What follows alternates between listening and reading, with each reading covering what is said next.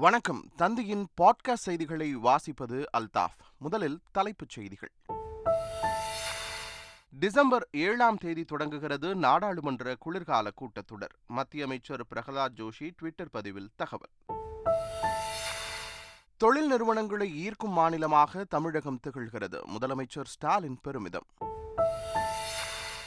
வாரணாசியில் ஒரு மாதம் நடைபெறும் காசி தமிழ் சங்கமம் நிகழ்ச்சி பிரதமர் மோடி இன்று தொடங்கி வைக்கிறார்.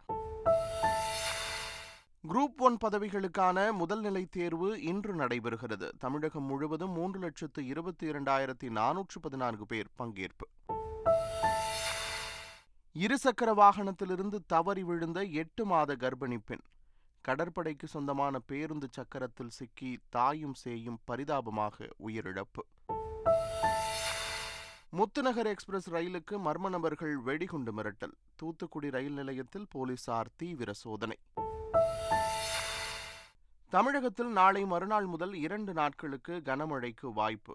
குறைந்த காற்றழுத்த தாழ்வு பகுதி இன்று வலுப்பெறும் என வானிலை ஆய்வு மையம் தகவல். இந்தோனேஷியாவின் சுமத்ரா தீவு அருகே திடீர் நிலநடுக்கம். ரிக்டர் அளவுகோலில் 6.9 பதிவானதாக அமெரிக்க ஆய்வு நிறுவனம் தகவல். இந்திய கிரிக்கெட் அணி தேர்வுக்குழு கூண்டோடு கலைப்பு. T20 உலகக்கோப்பை போட்டி தோல்வியால் BCCI அதிரடி நடவடிக்கை. இனி விரிவான செய்திகள். நாடாளுமன்ற குளிர்கால கூட்டத்தொடர் வரும் டிசம்பர் 7ஆம் தேதி தொடங்கி 29ஆம் தேதி வரை நடைபெறவுள்ளது. இதுகுறித்து நாடாளுமன்ற விவகாரங்கள் துறை அமைச்சர் பிரகலாத் ஜோஷி தனது ட்விட்டர் பதிவில் குறிப்பிட்டுள்ளார். நாடாளுமன்ற குளிர்கால கூட்டத்தொடரில் பல்வேறு ஆக்கப்பூர்வமான விவாதங்கள் இடம்பெறும் என்றும் அவர் குறிப்பிட்டுள்ளார். தொழில் நிறுவனங்களை ஈர்க்கும் மாநிலமாக தமிழகம் திகழ்வதாக முதலமைச்சர் ஸ்டாலின் பெருமிதம் தெரிவித்துள்ளார். சென்னையில் நடைபெற்ற தென்னிந்திய வேலை அளிப்போர் கூட்டமைப்பின் 100ஆண்டு விழாவில் பேசிய முதலமைச்சர் ஸ்டாலின், திமுக ஆட்சி பொறுப்பேற்றவுடன் ஏராளமான புதிய தொழில்கள் உருவாக்கப்பட்டுள்ளதாக தெரிவித்தார். சமூக நிதி வரலாற்று மட்டுமல்ல, சென்னை மாகாணத்தின் தொழில் வளர்ச்சியிலும் முக்கிய பங்காற்றியது திராவிட இயக்கம் என்பதால் தான் 10 லட்சத்திற்கும் அதிகமான உறுப்பினர்களை கொண்டுள்ள இந்த தென்னிந்திய வேலை அளிப்போர் கூட்டமைப்பு சிறப்பாக செயல்பட்டு தமிழகத்தினுடைய தொழில் வளர்ச்சிக்கு சிறந்த பங்களிப்பை வழங்கி வருவது பாராட்டுக்குரியது. தமிழகத்தில் புதிய தொழில்கள் ஏராளமாக இந்த 15 மாத காலத்தில் உருவாக்கப்பட்டுள்ளது. தொழிலதிபர்களை, தொழில் நிறுவனங்களை ஈர்க்கும் மாநிலமாக தமிழ்நாடு இருக்கிறது. தமிழகத்தில் சம்பா நெற்பயிரை வரும் 21ஆம் தேதிக்குள் காப்பீடு செய்ய விவசாயிகளுக்கு உழவர் நலத்துறை வேண்டுகோள் விடுத்துள்ளது. இதுகுறித்து வெளியிடப்பட்டுள்ள அறிக்கையில், பயிர் காப்பீடு செய்ய சனி மற்றும் ஞாயிற்றுக்கிழமைகளில் பொது சேவை மையங்கள், தொடக்க வேளாண்மை கூட்டுறவு கடன் சங்கங்கள் மற்றும் வங்கிகள் செயல்பட அறிவுறுத்தப்பட்டுள்ளதாக கூறப்பட்டுள்ளது. பயிர் காப்பீடு செய்ய கால அவகாசம் வழங்க வேண்டும் என முதலமைச்சர் ஸ்டாலின் மத்திய அரசுக்கு கடிதம் எழுதியது குறிப்பிடத்தக்கது. தமிழ்நாட்டிற்கும் காசிக்கும் இடையேயான பழங்கால தொடர்பை கொண்டாடும் வகையில் காசி தமிழ் சங்கமம் நிகழ்ச்சி பிரதமர் மோடி வாரணாசியில் இன்று முறைப்படி தொடங்கி வைக்கிறார். தமிழ்நாட்டிலிருந்து சுமார் 2500க்கும் மேற்பட்டோர் இதில் பிரதிநிதிகளாக பங்கேற்க உள்ளனர். 1 மாத காலம் நடைபெறும் இந்த நிகழ்ச்சியை ஒட்டி கண்காட்சி உள்ளிட்டவற்றிற்கு ஏற்பாடு செய்யப்பட்டுள்ளது. இந்தியாவின் கலாச்சார தொடர்புகளையும் அழகிய தமிழ் மொழியையும் கொண்டாடும் வரலாற்று சிறப்புமிக்க நிகழ்ச்சியான காசி தமிழ் சங்கமத்தில் பங்கேற்க ஆவலுடன் தாம் காத்திருப்பதாக பிரதமர் மோடி தனது ட்விட்டர் பதிவில் குறிப்பிட்டுள்ளார். காசி தமிழ் சங்கமம் நிகழ்ச்சியில் பங்கேற்க ராமேஸ்வரத்திலிருந்து வாரணாசி சென்றவர்களுக்கு அலகாபாத்தில் அமைந்துள்ள பிரயாக்ராஜ் ரயில் நிலையத்தில் உற்சாக வரவேற்பளிக்கப்பட்டது. பாஜக தொண்டர்கள் மற்றும் உத்தரப்பிரதேச மக்கள் மாலை அணிவித்து மரியாதை செலுத்தினர். தமிழகத்திலிருந்து சென்றவர்கள் பிரதமர் மோடிக்கும் மத்திய அரசுக்கும் தங்கள் நன்றியை தெரிவித்துக் கொண்டனர். அதிமுக பொதுக்குழு விரைவில் நடைபெறும் என முன்னாள் முதலமைச்சர் பன்னீர்செல்வம் தெரிவித்துள்ளார். சென்னையில் செய்தியாளர்களிடம் பேசிய அவர், மாவட்ட செயலாளர்கள் கூட்டம் பிறகு நடைபெறும் என்று தெரிவித்தார். பிரதமர் மோடி மத்திய உள்துறை அமைச்சர் அமித்ஷாவை தாம் சந்தித்தபோது அரசியல் குறித்து எதுவும் பேசவில்லை என்றும் பன்னீர்செல்வம் தெரிவித்தார். இதனிடையே எடப்பாடி பழனிசாமி மீண்டும் முதலமைச்சராக வர வேண்டும் என்பதற்காக தர்காக்களில் சிறப்பு தொழுகை செய்து வருவதாக பொன்னேரியில் செய்தியாளர்களிடம் பேசிய அதிமுக அவைத் தலைவர் தமிழ்மகன் உசேன் தெரிவித்துள்ளார். மின் இணைப்புடன் ஆதார் எண்ணை இணைத்தால் மட்டுமே 100 யூனிட் மின்சாரம் இலவசம் என பரவும் தகவல் தவறானது என மின்சாரத்துறை அமைச்சர் செந்தில் பாலாஜி தெரிவித்துள்ளார். சென்னையில் செய்தியாளர்களிடம் பேசிய அவர், இலவச மின்சாரம் குறித்து பரவும் தவறான செய்திகளை நம்ப வேண்டாம் என கேட்டுக் கொண்டார். 5 வீடுகள் இருந்தாலும் மானிய மின்சாரம் வழங்கப்படும் என்றும் பொதுமக்கள் அச்சப்பட தேவையில்லை என்றும் அமைச்சர் செந்தில் பாலாஜி தெரிவித்துள்ளார். தமிழகத்தில் கல்லூரி, பல்கலைக்கழக பேராசிரியர்கள் மாணவர்களிடமிருந்து வேறுபடுத்தி காட்டும் வகையில் சீருடை அணிய வேண்டும் என ஆடை கட்டுப்பாடு விதிக்கப்பட்டுள்ளது. இது தொடர்பாக கல்லூரி கல்வி இயக்ககம், தொழில்நுட்ப கல்வி இயக்ககம் மற்றும் அனைத்து உயர்கல்வி நிறுவனங்களின் பதிவாளர்களுக்கு உயர்கல்வித்துறை சுற்றறிக்கை அனுப்பியுள்ளது. அதில் மாணவர்களிடமிருந்து தங்களை வேறுபடுத்தி காட்டும் விதமாக ஓவர்கோட் எனப்படும் மேலங்கியை பேராசிரியர்கள் அணிய வேண்டும் என அறிவுறுத்தப்பட்டுள்ளது. தமிழகத்தில் குரூப் 1 முதல்நிலை தேர்வு இன்று நடைபெறுகிறது. டிஎன்பிஎஸ்சி நடத்தும் இந்த தேர்வையொட்டி மாநிலம் முழுவதும் அமைக்கப்பட்டுள்ள தேர்வு மையங்களில் 3,22,414 பேர் கலந்து கொண்டு தேர்வை எழுதுகின்றனர்.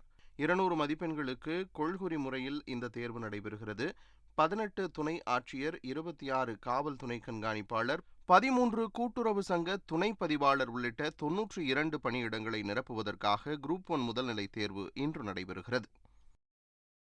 சென்னை கோடம்பாக்கத்தில் மாடியிலிருந்து தவறி விழுந்து சிகிச்சை பெற்று வந்த மாணவி சிந்து குணமடைந்தார். அவர் கடந்த 2 ஆண்டுகளுக்கு முன்பு மாடியிலிருந்து தவறி கீழே விழுந்ததால் 2 கால்களிலும் கடுமையான எலும்பு முறிவு ஏற்பட்டது. சிந்து படுத்த படுக்கையாக இருந்த நிலையில் 12ஆம் வகுப்பு பொதுத் தேர்வு எழுதுவதற்கு சிந்துவை அவரது தந்தை தேர்வு மையத்திற்கு தூக்கிச் சென்றார். இதை அறிந்த முதலமைச்சர் ஸ்டாலின் ஆம்புலன்ஸ் வசதி அளிக்க உத்தரவிட்டார்.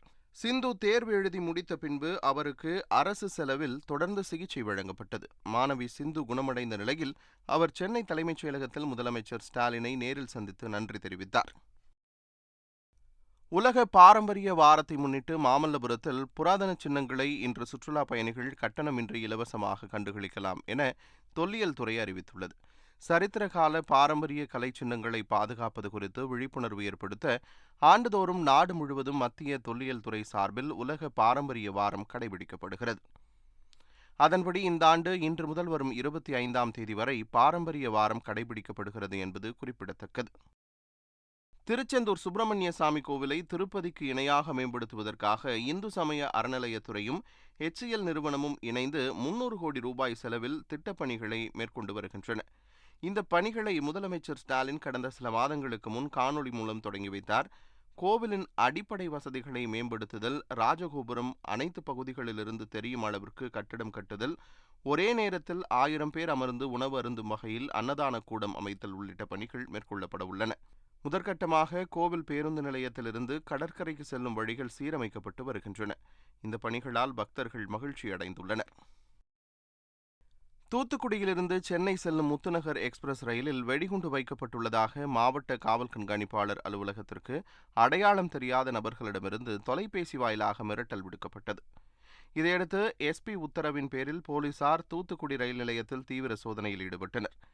பயணிகளின் உடைமைகள் முழுவதும் மோப்பநாய் உதவியுடன் தீவிர சோதனை செய்யப்பட்டது. இதனால் முத்துநகர் எக்ஸ்பிரஸ் ரயில் 30 நிமிடங்கள் தாமதமாக சென்றது. வெடிகுண்டு மிரட்டல் விடுத்த நபர்கள் குறித்து போலீசார் தீவிரமாக விசாரணை மேற்கொண்டு வருகின்றனர். சென்னையில் இருசக்கர வாகனத்திலிருந்து தவறி விழுந்த 8 மாத கர்ப்பிணி பெண் இந்திய கடற்படைக்கு சொந்தமான பேருந்து சக்கரத்தில் சிக்கி சம்பவ இடத்திலேயே பரிதாபமாக உயிரிழந்தார். கடற்படையில் பணிபுரியும் ரெட்டி என்பவர் 8 மாத கர்ப்பிணியான தனது மனைவி லதாவுடன் இருசக்கர வாகனத்தில் காமராஜர் சாலையில் சென்று கொண்டிருந்தபோது இந்த விபத்து ஏற்பட்டுள்ளது.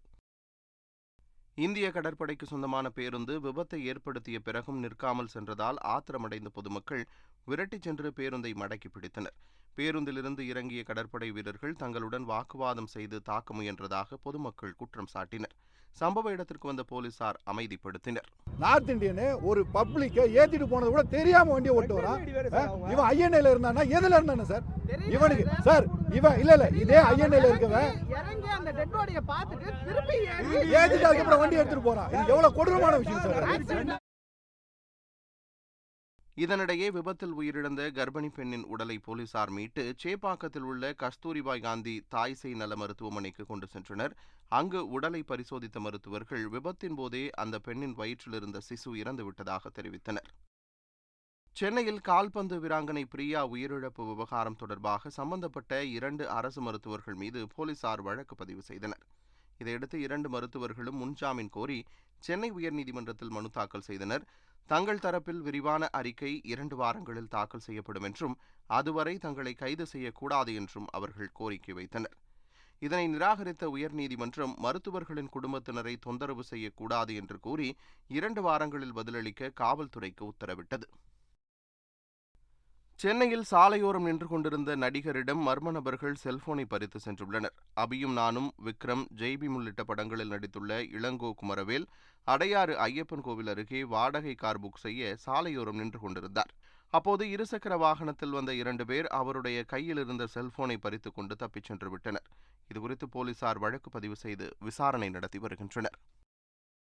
மதுராந்தகம் அரசு மருத்துவமனையில் மழைநீர் ஒழுகி பாதிப்பை ஏற்படுத்தியுள்ளது. கடந்த சில நாட்களாக பெய்த மழையால் உள்நோயாளிகள் பிரிவில் உள்ள 56 படுக்கைகள் நனைந்து பயன்படுத்த முடியாத நிலையில் உள்ளன.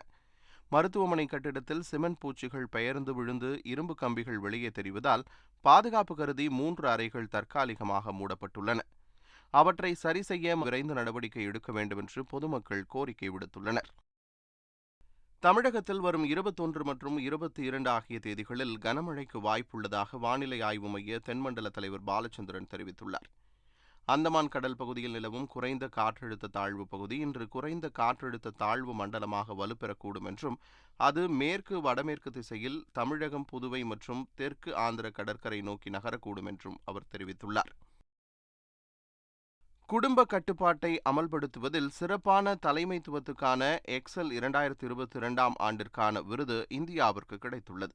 தாய்லாந்தின் பட்டாயா நகரில் நடைபெற்ற குடும்ப கட்டுப்பாடு தொடர்பான சர்வதேச மாநாட்டில் இந்த விருது அளிக்கப்பட்டுள்ளது.